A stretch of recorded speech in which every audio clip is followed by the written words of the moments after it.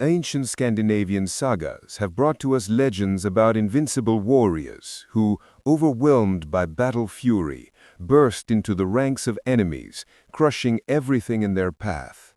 This episode will be dedicated to perhaps the most furious and devastating cast of warriors of all times and peoples. Today, in the center of your attention, possessed by fury. For several centuries, the most terrible nightmare of Europe was the Vikings.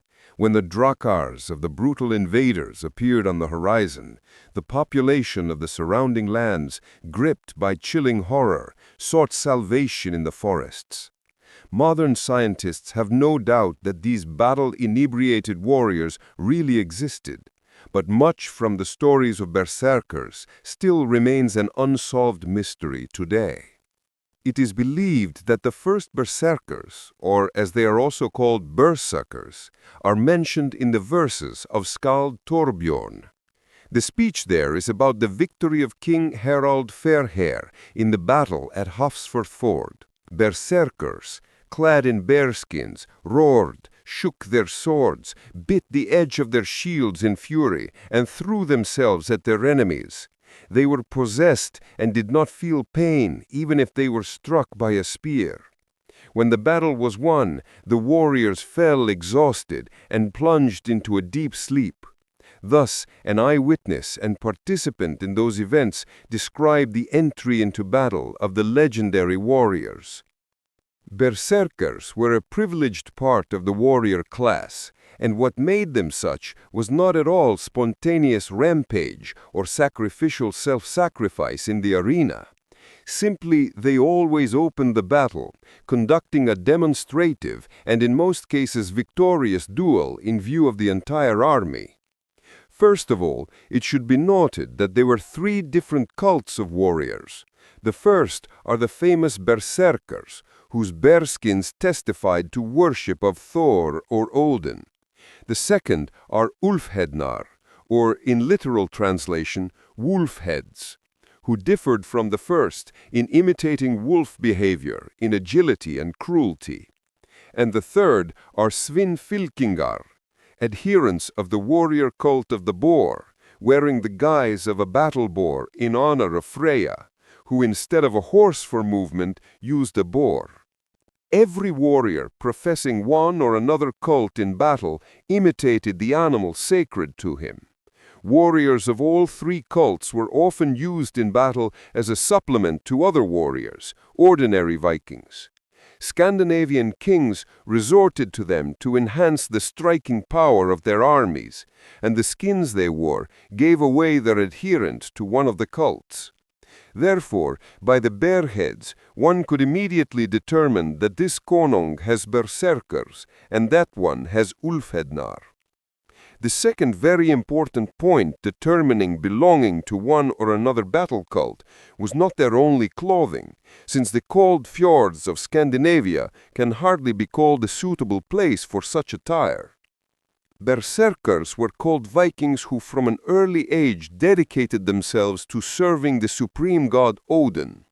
Before battle, berserkers entered a special state, thanks to which they were distinguished by enormous strength, endurance, speed of reactions, insensitivity to pain, and increased aggressiveness. How they achieved such a state is hard to say, but there are several versions. According to one version, being devoted to the cult of Odin, these warriors knew nothing except battle and worthy death. Fiercely believing in a second life after death, they could be fearless, which gave them a great advantage in battle. One of the most popular theories says that berserkers intoxicated themselves with an infusion of fly agarex. The behavior of berserkers in battle really resembles a state of intoxication with fly agaric poison. Stupefaction, flashes of fury, insensitivity to pain and cold, and then incredible fatigue and deep sleep. However, in ancient Scandinavian sagas, there are no mentions at all of any psychotropic substances. Another version is possession by an animal spirit, self-suggestion.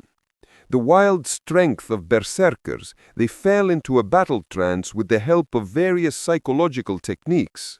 Something similar was noted among many peoples.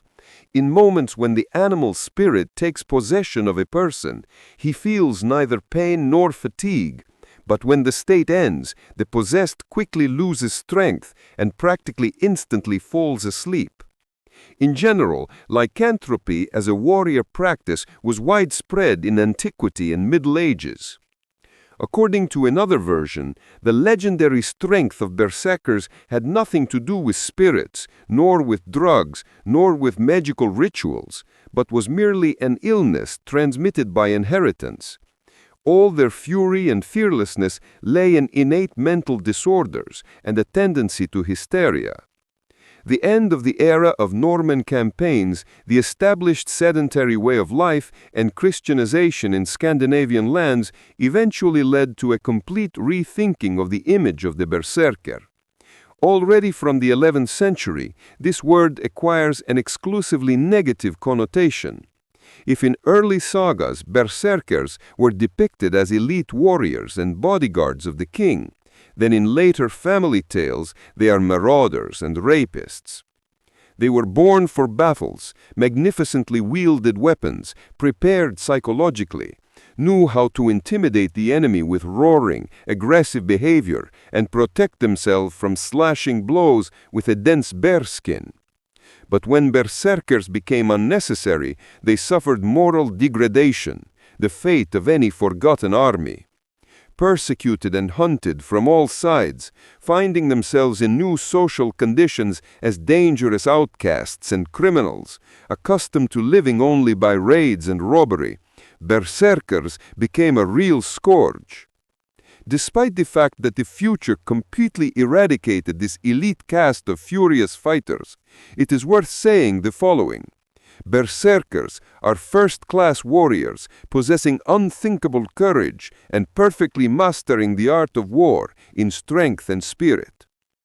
Today's episode has come to an end. Thank you for watching my videos to the end. You will always be aware of fresh videos if you subscribe to the channel and click on the bell. The best way to support me is to like and leave a few comments. There is still a lot of interesting ahead. See you again on the Shumzem channel. Bye.